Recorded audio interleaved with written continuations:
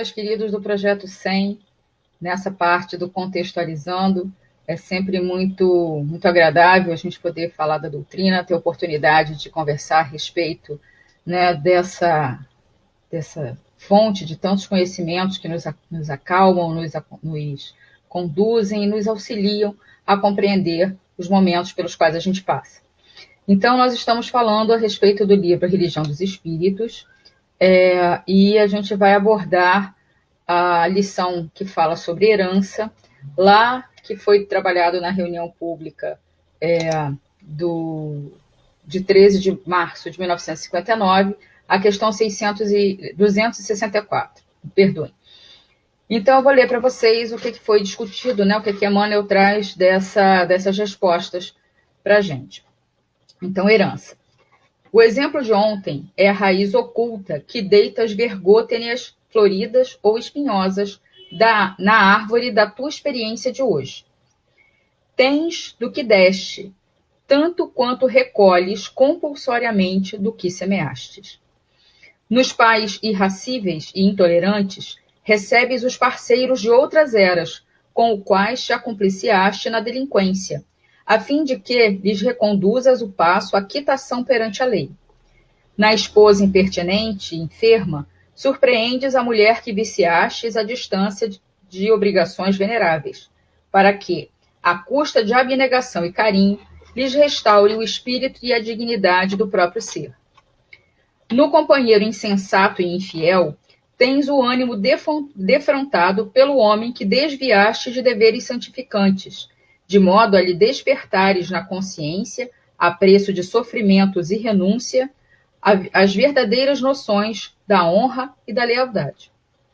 Nos filhos ingratos, encontras de novo aquelas mesmas criaturas que atirastes ao precipício da irreflexão e da violência, a exigirem-te em sacrifício incessante a escada do reajuste. Nos empeços da vida social dolorosa e difícil, recuperas exatamente os estorvos que armastes ao caminho alheio, para que venhas a esculpir, no santuário das próprias forças, o respeito preciso para com a tarefa dos outros. No corpo mutilado ou desfalecente, impões a ti mesmo a resultante dos abusos ao que te dedicaste, esquecido de que todos os patrimônios da marcha são empréstimos da providência maior e que sempre devolveremos em época prevista. Herdamos assim de nós mesmos tudo aquilo que se nos afigura embaraço e miséria no cálice do destino. Se desejas, portanto, conquistar em ti mesmo a vitória da luz, lembra-te cada dia de que o meirinho da morte chegará de improviso, reclamando-te em conta de tudo aquilo que o mundo te confia a existência, sejam títulos nobres e afeições respeitáveis, sejam posses e privilégios que perduram apenas no escoar de alguns dias, para que, enfim, recebas, por verdadeira propriedade, os frutos bons ou maus de teus próprios exemplos, que impelirão a tua alma à descida na treva ou à glória imortal na divina ascensão. Então, essa é a página, né, de resposta à pergunta 264, que Emmanuel traz para as nossas reflexões. Então, o que Emmanuel, na verdade, está trazendo para a gente de reflexão nessa página? A lei, né, que a gente costuma dizer, muita gente fala lei de ação de causa e efeito. Né? A lei de causa e efeito ela é baseada na terceira lei de Newton, que para cada ação existe uma reação, né? Para cada causa existe um efeito contrário em igual força e intensidade. Essa lei de causa e efeito, que é a terceira lei de Newton, ela traz para a gente uma questão material. No Espiritismo, embora pareça ser a mesma coisa, até eu me confundi agora quando fui falar, a gente fala da lei de ação e reação. Parece a mesma coisa, mas não é. A lei de ação e reação, ela, além de trazer para a gente essa ideia de que nós vamos receber de volta, na mesma intensidade, na mesma proporção, aquilo que a gente semeou, aquilo que a gente realizou, a lei de ação e reação, ela também traz para a gente a possibilidade da intervenção do livre-arbítrio. Ou seja, você tem uma ação e uma reação dentro daquilo que você faz, mas isso não precisa ser matematicamente idêntico. há questões que podem ser trabalhadas para que a gente, sempre se beneficiando da misericórdia divina, consiga passar por aquela situação e muitas das vezes devolver para a lei, devolver para a sociedade, para o outro, ou mesmo para nós mesmos, o efeito, né, de uma forma mais harmoniosa, mais amorosa, mais caridosa. Porque a gente tem que lembrar que Deus, além de justo, infinitamente justo, Deus é bom e Ele é justo. E por ser justo, Deus, a gente não pode imaginar que exista algum tipo de injustiça no universo. Então, quando o Emmanuel traz para a gente que a esposa enferma, que o marido infiel, que os filhos ingratos, que o corpo, né, adoecido, são colheitas que a gente está fazendo, a gente vai, muitas das vezes, corre o risco de cair nessa ideia da resignação passiva. A gente deve sim se resignar com as provas que a gente tem, mas a gente não deve ser passivo a elas. O que isso significa? Não é porque o meu esposo é infiel que eu tenho, e que bate em mim, ou que minha esposa é uma tirana, ou que meus filhos são ingratos, que eu não tenho o dever de auxiliá-los a chegar ao equilíbrio. Ou seja, em alguns casos, no decorrer de uma encarnação, a coisa pode se complicar ao ponto da gente precisar realmente se afastar e esperar uma nova oportunidade. Caso haja, por exemplo, risco de um atentado à vida do outro em função da violência daquele parceiro, daquele filho, daquele pai, enfim, daquela pessoa com quem a gente está tentando um reajuste. Então, não é porque a gente tem que passar, que a gente escolheu, né, e concordou com algumas provações que a gente precisa passar, que a gente precisa dar prova, com algumas expiações que a gente precisa cursar para que a gente possa apaziguar a nossa consciência, a nossa alma, que a gente vai simplesmente aceitar de qualquer jeito aquilo porque foi Deus que quis, e se Deus que quis é assim mesmo, e fico me submetendo, inclusive passando a mão e permitindo, sendo permissivo à delinquência do outro. Não é isso que Kardec traz para a gente, não é isso que Jesus nos orienta, e muito menos é isso que Deus quer para nós, para todos nós. Então, o que a gente precisa na medida em que eu tenho tempo, esforço, inteligência e capacidade, eu vou investir todo o meu potencial para conseguir resolver aquela situação da melhor forma possível. E aquilo que a gente não consegue resolver, por exemplo, eu nasci com uma alteração genética que me traz uma deformidade ou um problema metabólico qualquer. Então, eu já estou... o conhecimento espírita traz para a gente essa resignação de que é um fardo que eu tenho que carregar por alguma coisa do passado. Não está nessa encarnação, então vem de encarnações anteriores. O que eu faço agora? Agora o que eu vou fazer é buscar lutar pela minha vida, buscar lutar por uma melhor qualidade de vida, por uma melhor qualidade de saúde, entrar nos grupos de discussões para descobrir como a gente pode ajudar as outras pessoas que também sofrem dessas mesmas causas, dessas mesmas consequências que eu tenho, e, na medida do possível, divulgar as informações confiáveis, informações que a gente possa estar coletando, para que a gente possa, então, tendo resignação, passar por isso, mas de uma forma ativa. Nunca, na nossa existência, pensar de forma passiva. Não, eu tenho que aceitar porque é assim, e porque sim seja uma resposta aceitável. Na verdade, nós nos tornamos espíritas justamente porque o porque sim não nos satisfaz. A gente precisa saber mais, a gente precisa entender melhor, raciocinar sobre aquilo, e aí a resignação que vem é uma resignação ativa. Eu sei, e aí como eu entendo o porquê e o para quê, isso me deixa mais tranquilo. Daí vem para a gente uma ideia de um caso que foi contado por André Ruiz, numa palestra dele de uns 3 anos atrás, que me impactou, que é um casal que estava casado há pouco tempo, teve o primeiro filhinho, Era uma mãe jovem, seus 20 e poucos anos, e ela descobre, no decorrer, né, da gestação e do pré-natal, que estava com câncer nas 2 mamas. E, após o parto, ela foi submetida, né, foi necessário a retirada dos 2 seios. Então, bebezinho recém-nascido, casal jovem, pouco tempo de casados, tinham algum conhecimento espírita, então eles estavam, né, sob essa profunda dor, dessa provação, e na época, né, Chico ainda estava entre nós, eles foram a Uberaba, atrás de Chico, para ter uma informação sobre por que aquilo estava acontecendo.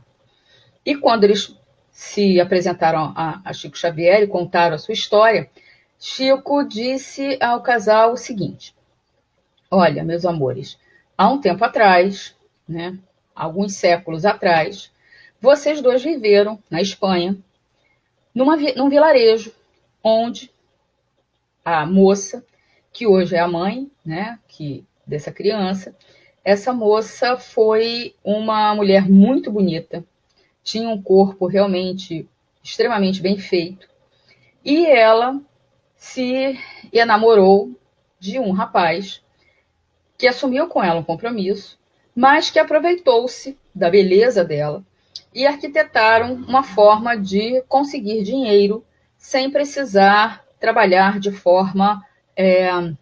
uma forma mais condigna. Então, o que eles fizeram? Os 2 foram a uma taberna que existia ali naquele vilarejo. Hoje a gente tem, né, a possibilidade de ter milhões de formas de nos distrair. Aliás, acho até que essa pandemia que a gente está vivendo hoje, nos obrigando a ficar em casa, é uma forma de nos fazer sair de todo esse entretenimento, de toda essa distração e começar a focar mais. Mas naquela época, século XV, século XVI, talvez, não havia tantas distrações assim. Era muito raro as pessoas conseguirem algo diferente para fazer. Então, qualquer novidade, né, se hoje a novidade nos impele, nos aumenta a curiosidade, imagina naquela época. E aí, esse rapaz arquitetou, junto com o dono da taberna, com a anuência da jovem, um show, né, um espetáculo onde ela dançaria, e no final do espetáculo ela desnudaria os seios, ou seja, ela mostraria deixaria os seios à mostra. O ápice do show dela seria essa retirada e mostrar os seios. Se hoje uma coisa relativamente comum, né, a gente ter acesso a esse tipo de show, naquela época era uma coisa extremamente nova. E mais do que isso, mexia muito com a libido, né, com as questões sexuais das pessoas que frequentavam aquela taberna. Obviamente, o taberneiro concordou, achou interessante, porque teria mais clientela, venderia mais bebida, mais comida, mais quartos onde ele poderia agenciar outras mulheres, em função do trabalho, né, desse show que ela iria fazer. O rapaz ficou como agente, né, então ele que negociava a questão do dinheiro e do recebimento, e ela como a dançarina que no final iria expor os seios.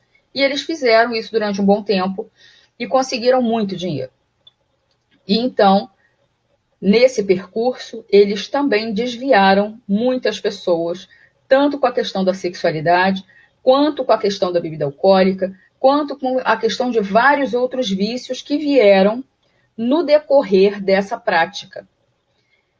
E aí, esse casal, então, entendeu, quando o Chico termina de contar, né, o que ele tinha percebido da história desses dois espíritos, eles começam a chorar, e a menina se reporta a Chico dizendo o seguinte: Senhor, eu entendo que eu fui, né, eu acabei, fui instrumento e me deixei, né, levar para ser motivo de escândalo. Eu entendo que meu marido hoje, né, foi aquele jovem que tramou comigo, né, e me puxou para baixo nesse momento, e agora, enquanto marido de uma pessoa que está passando por um câncer, ele vai ser a pessoa que vai, o trabalho dele, né, O resgate dele agora é me dar a mão para subir, né, para me tirar disso, para me tirar da dor, né, já que foi ele que me ajudou a me colocar nela, foi cúmplice daquilo que eu fiz. E a gente uma vez que a gente tem essa noção, a gente passa a entender o porquê, e isso nos traz a resignação. Mas algo ainda me incomoda. E aí Chico pergunta o que é. E ela fala para Chico, poxa, mas e o meu filhinho? É um bebê, ele acabou de nascer e é privado do seio materno. Lembrem-se que a gente está falando de quando Chico Xavier ainda estava ativo, então isso é século passado, né? Coisa de mais de 30 anos atrás. E esse caso, então, né, traz essa ideia, né, meado do século XX, talvez, década de 60, 70, eu não lembro exatamente quando foi que quando esse caso se passou, mas não tinha essa possibilidade que a gente tem hoje dos substitutivos do leite materno, não era tão fácil assim conseguir leite humano ou leite em pó que pudesse ser substitutivo do leite materno para o bebê. Então ela estava preocupada com isso, né? Além dela não poder amamentar a criança, e ela sentia, né, essa dor, mas conseguia se resignar em função disso, ela se incomodava em relação ao filho, onde estava a justiça para o filho, né, para esse bebê que não poderia estar usufruindo do benefício, né, do leite materno. E aí Chico vira para ela e fala, bom, seu filho é o taberneiro. Não há para onde a gente fugir da justiça. Ele que compactuou, né, e que se nutriu e se beneficiou da nudez e do escândalo, né, que foi praticado naquela época, hoje, nessa encarnação em que ele estava passando, ele seria privado disso. E todos eles concordaram com isso quando encarnaram. Então é importante também a gente entender isso. Deus é justo, mas Deus é bom. Essa mulher pôde viver 20 e tantos anos com os seios, com uma vida saudável. Estava agora recebendo a misericórdia de compreender o processo de resgate que ela estava vivenciando. Quantos de nós não conseguimos ainda entender aquilo que a gente está passando? Mas a resignação vem de que Deus, se você não acha explicação nenhuma, e acredito que todos nós estamos envolvidos em algum momento da nossa vida com situações muito dolorosas, a gente precisa entender que Deus é justo. Mas a gente também precisa entender uma outra coisa. Nós podemos frear a escalada de destruição que a gente já construiu, né? Então, a lei de ação e reação ela é diferente da lei de causa e efeito, porque a lei de causa e efeito, uma vez que a gente começa a derrubar os dominó, eles vão cair todos. Na lei de ação e reação, não. Eu posso impedir isso.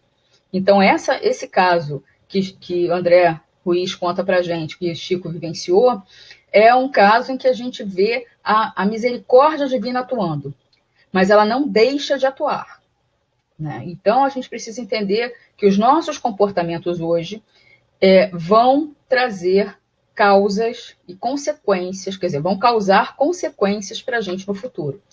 Então, imagina quando você recebe aquela mensagenzinha no WhatsApp, que a gente está vivenciando muito isso, né, nesses últimos meses, visto que, para quem vai assistir isso depois na rede social, estamos em maio de 2020. Então, nos últimos meses, em função da pandemia de Covid-19, nós temos recebido muitas mensagens com notícias falsas. E nos grupos espíritas, temos recebido imensas e inúmeras mensagens de psicografias falsas. Inclusive, a FEB teve que vir a público para desmentir algumas dessas mensagens atribuídas de Emmanuel a Bezerra de Menezes, ao próprio Cristo, a alienígenas que estão auxiliando o planeta, enfim. Qual é a minha responsabilidade quando eu compartilho, quando eu curto, quando eu divido uma informação que eu não sei se é verdadeira, que eu não avalio se é verdadeira? Kardec nos avisa, e isso está muito claro na doutrina, que é preferível a gente negar 1000 verdades a divulgar uma mentira. É preferível que a gente se cale, e por mais que você seja uma pessoa preocupada com a sua comunidade, por mais que a gente sejamos pessoas que estejamos preocupados em ajudar o próximo, é o nosso dever, enquanto espíritas, sermos críticos.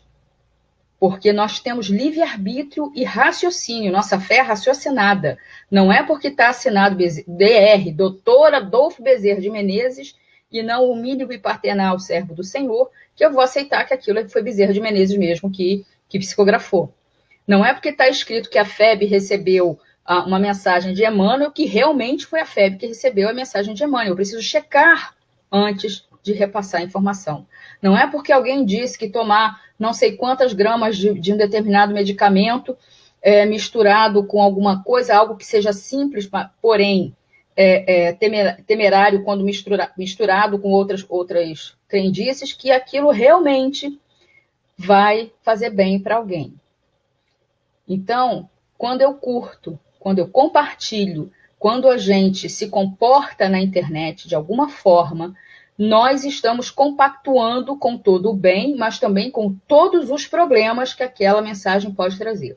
Então, sejamos cautelosos. Se a gente tem que fazer uma semeadura... deixa eu só tirar daqui. Deixa eu ver se eu consigo mudar aqui. Perdão, gente.